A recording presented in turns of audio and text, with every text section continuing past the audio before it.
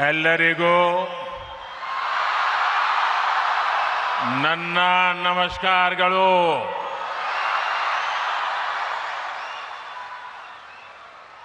रामकृष्ण मठ और रामकृष्ण मिशन बेलूर मठ के अध्यक्ष परम पूज्य स्वामी गौतमानंद जी महाराज, श्री रामकृष्ण आश्रम मैसूरू के अध्यक्ष पूज्य स्वामी मुक्तिदानंद जी, रामकृष्ण मठ और रामकृष्ण मिशन के ट्रस्टी पूज्य स्वामी यादवेंद्रानंद जी, राज्यपाल श्री थावरचंद गहलोत जी, मुख्यमंत्री श्री D.K. शिवकुमार जी, सांसद यदुवीर कृष्णदत्त चामराज वाडियार जी, विधायक विजेंद्र येदियुरप्पा जी, के हरीश गौड़ा जी, अन्य महानुभाव, पूज्य संतगण और भाइयों और बहनों, सर्वप्रथम मैं मैसूरू की अधिष्ठात्री देवी मां चामुंडेश्वरी को प्रणाम करता हूं। अभी 2 दिन पहले ही हम सभी ने गुरु पूर्णिमा भी मनाई है। आप सब जानते हैं, मेरी यात्रा जहां से शुरू हुई और आज मैं जहां हूं, इसमें रामकृष्ण मिशन का बहुत अहम योगदान है। मैं 3 महीने पहले हावड़ा में बेलूर मठ गया था। सभी पूज्य संतों से सत्संग करने का अवसर मिला था। मेरा सौभाग्य है कि आज मुझे फिर मैसूरू में श्री रामकृष्ण आश्रम से जुड़े संतों से, मेरे गुरु बंधुओं से मिलने का, उनसे आशीर्वाद लेने का अवसर मिला है। आप सभी की उपस्थिति की वजह से आज मैसूरू की इस पवित्र भूमि पर मुझे एक अलग ही ऊर्जा अनुभव हो रही है।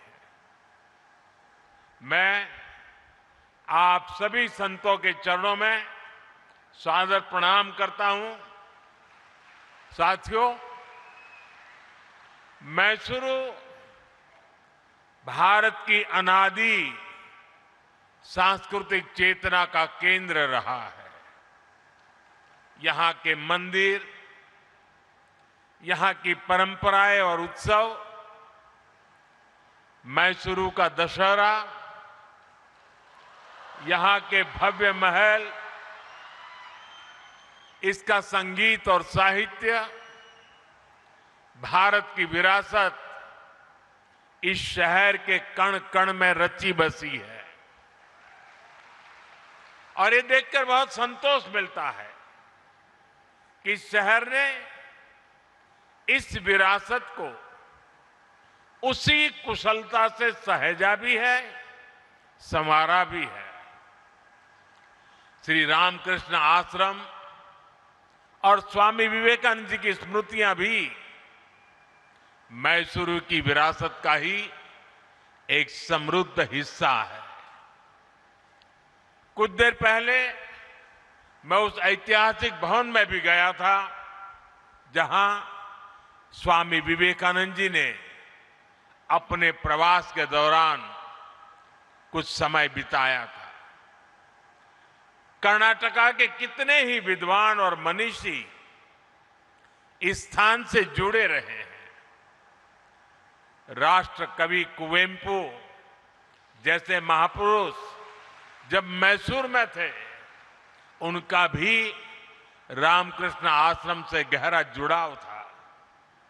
आज Swami Vivekananda cultural youth centre यानी विवेक स्मारका के उद्घाटन के जरिए हम इस मिशन को नया विस्तार दे रहे हैं। इसके लिए मैं श्री रामकृष्ण आश्रम और इसके जुड़े सभी विद्वानों को हार्दिक बधाई देता हूं। साथियों, व्यक्ति से विभूति का निर्माण एकाएक नहीं होता। इसके लिए हमें जीवन की अनगिनत परीक्षाएं देनी होती है, साधना करनी होती है, तप करना होता है, खुद को तपाना पड़ता है, खपाना पड़ता है।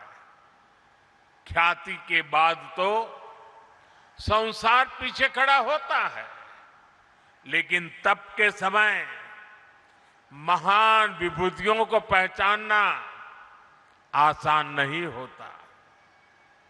जो साधक को तपस्या में पहचानता है, वो उसकी सिद्धि का सहभागी भी होता है। इसलिए भाइयों बहनों, स्वामी विवेकानंद जी के जीवन में मैसूरू का इतना अहम योगदान था।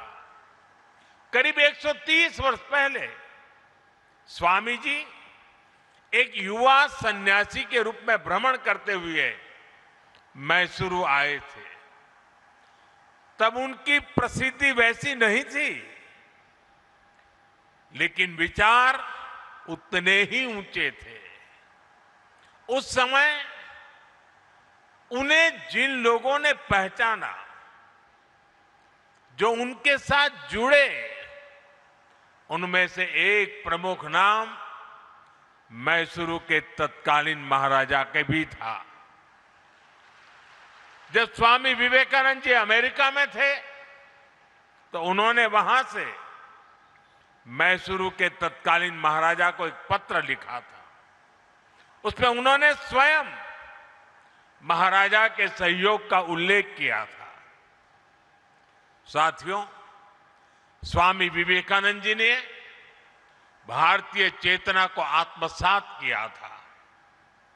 उन्होंने शास्त्रों को आत्मसात किया था, जो कहते हैं परम परोपकारार्थ यो जीवति स जीवति, अर्थात वास्तव में वही जीता है जो दूसरों के लिए जीता है।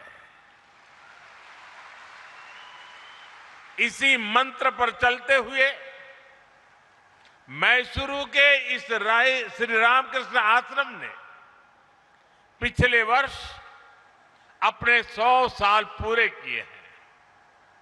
शिक्षा और स्वास्थ्य से जुड़ी सेवाएं हो या प्राकृतिक आपदा में राहत कार्य, श्री रामकृष्ण आश्रम ने स्वामी विवेकानंद जी की विरासत को जीवंत रखा है। मुझे विश्वास है विवेक स्मारका साधकों और श्रद्धालुओं के लिए आत्मिक उत्थान का एक तीर्थ बनेगा। स्वामी विवेकानंद जी की प्रेरणा थी शिव ज्ञाने जीव सेवा, यानी जीव की सेवा ही शिव की सेवा है। हमें इस विवेक स्मारक में इसलिए ऐसे युवाओं को गढ़ना है जिनके लिए समाज और राष्ट्र के हित, गरीब वंचित के दुख अपने सुख दुख से ऊपर हो। जिन युवाओं के लिए राष्ट्र प्रथम ही सर्वोपरि मंत्र हो, मां भारती की सेवा ही जिनका जीवन लक्ष्य हो। साथियों, स्वामी विवेकानंद जी युवाओं की शिक्षा को राष्ट्र निर्माण का मजबूत आधार मानते थे। उन्होंने स्वयं ये देखा था कि कैसे दुनिया के देश अपने युवाओं को शिक्षित बना रहे हैं। लेकिन दुर्भाग्य से तब भारत गुलाम था। भारत के युवा भी गुलामी की जंजीरों में जकड़े हुए थे। उस दौर से लेकर अब तक भारत के युवा ने एक लंबी यात्रा तय की है। भारत का जो युवा कभी जंजीरों में था, आज वो युवा दुनिया के विकास को गति दे रहा है। आज भारत की अर्थव्यवस्था सबसे तेजी से आगे बढ़ रही है। किसकी वजह से? भारत के युवाओं के सामर्थ्य से। आज भारत में दुनिया की तीसरा सबसे बड़ा स्टार्टअप इकोसिस्टम है। किसकी वजह से? भारत के युवाओं के सामर्थ्य से। आज भारत दुनिया का दूसरा सबसे बड़ा मोबाइल फोन निर्माता बन चुका है। किसकी वजह से? भारत के युवाओं के सामर्थ्य से। आज भारत से बने डिजिटल सॉल्यूशंस दुनिया के अनेक देशों के लिए प्रेरणा बन रहे हैं। किसकी वजह से? भारत के युवाओं के सामर्थ्य से। आज भारत सेमीकंडक्टर मैन्युफैक्चरिंग की नई यात्रा पर तेजी से आगे बढ़ रहा है। किसकी वजह से? भारत के युवा के सामर्थ्य से। आज Bharat AI, deep-tech, space, technology और इनोवेशन के नए अध्याय लिख रहा है। किसकी वजह से? भारत के युवाओं के सामर्थ्य से। अभी कुछ दिन पहले ही हमने देखा है, भारत के युवाओं ने अंतरिक्ष में कमाल कर दिया है। पहली बार युवाओं का बनाया हुआ एक प्राइवेट कंपनी का रॉकेट अंतरिक्ष तक पहुंचा है। आज कोई भी सेक्टर हो, भारत का युवा अपना दम खम दिखा रहा है। हम सभी अपने आसपास देख रहे हैं, आज छोटे से छोटे व्यवसाय में लगा युवा भारत की डिजिटल इकोनॉमी को आगे बढ़ा रहा है। वो मुद्रा लोन के जरिए नई शुरुआत कर रहा है। वो देश की स्टार्टअप रिवॉल्यूशन को लीड कर रहा है। आत्मनिर्भर भारत का अभियान हो, मेक इन इंडिया का अभियान हो, इसकी सफलता के पीछे भारत के युवाओं की ही ताकत है। साथियों, किसी भी देश में युवाओं का सामर्थ्य तभी उस राष्ट्र की शक्ति बनता है जब उसे सही अवसर मिले, जब उसे सही दिशा मिले और जब उसे अपनी ही धरती पर बड़े सपने देखने, उन्हें पूरा करने का भरोसा मिले। और इसमें बहुत बड़ी भूमिका हमारे शिक्षा संस्थानों की होती है। मुझे खुशी है कि आज भारत में शिक्षण संस्थाओं की संख्या लगातार बढ़ रही है। पिछले 12 वर्षों में 650 से ज्यादा नई यूनिवर्सिटीज बनी है। पिछले 12 वर्षों में करीब 14,000 नए कॉलेज बने हैं।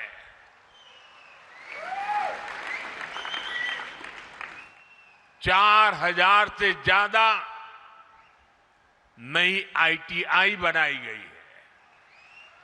9 नए IIM, 7 नई IIT और 13 नए एम्स भी स्थापित किए गए हैं।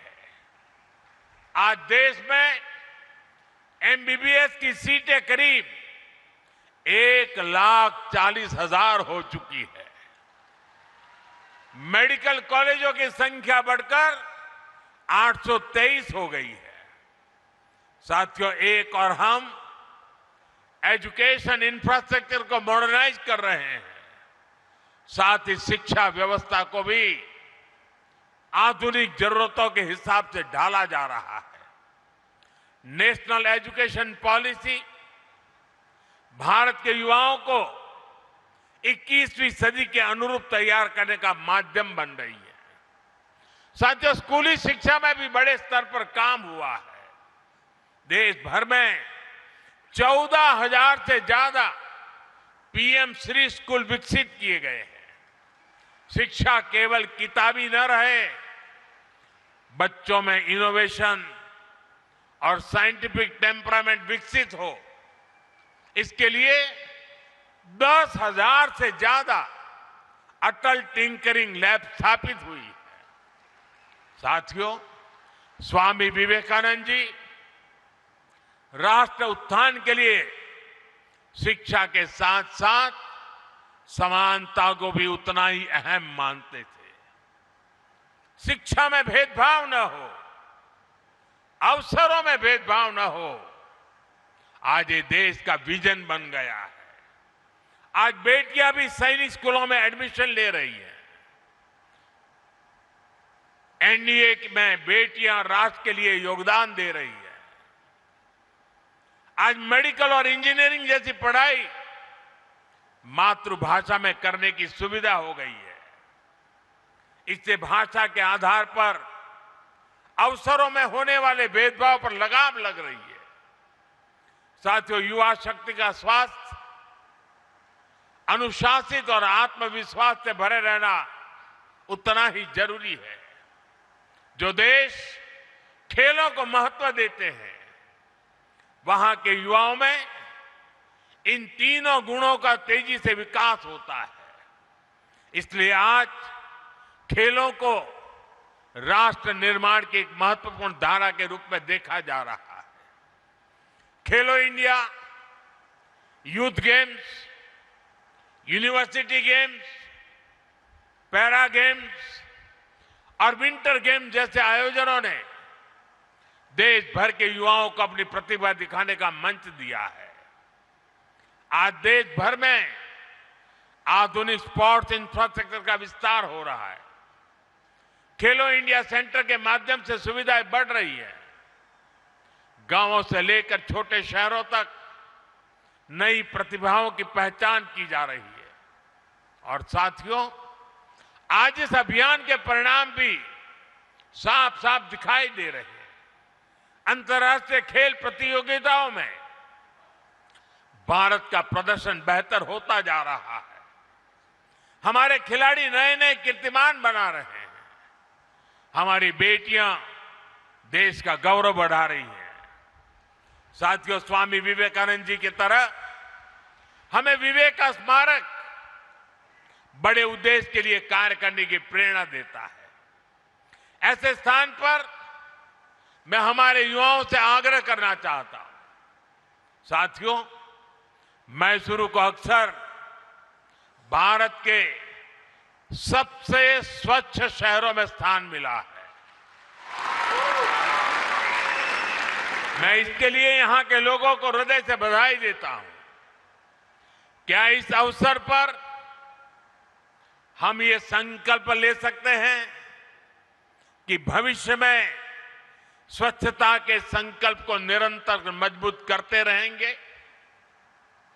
हमें यहां की प्राकृतिक संपदाओं को संरक्षित करना चाहिए। हमें पर्यावरण से जुड़े संकल्प लेने चाहिए।